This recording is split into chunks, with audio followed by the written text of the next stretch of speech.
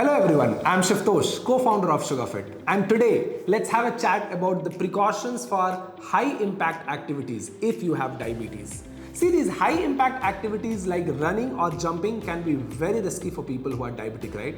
Extreme temperature also poses a threat. So before you hit the treadmill, please consult your doctor.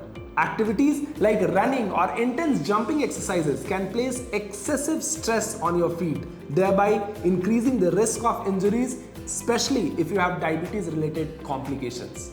It's not about avoiding exercise altogether, but being smart about it. High impact activities can lead to foot problem, and foot health is particularly vital for individuals with diabetes. So the question is, what should you consider?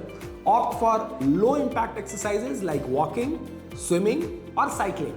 These activities provide cardiovascular benefits without the potential risk associated with high impact movements. Remember, safety first. Always consult with your healthcare professional before starting any new exercise routine, ensuring it aligns with your health needs and your goals. Now there you have it. Managing diabetes is about making informed choices without sacrificing the joy of living. Thank you for watching. If you found this helpful, please hit the subscribe button for more insightful content about diabetes. I'll see you in the next one.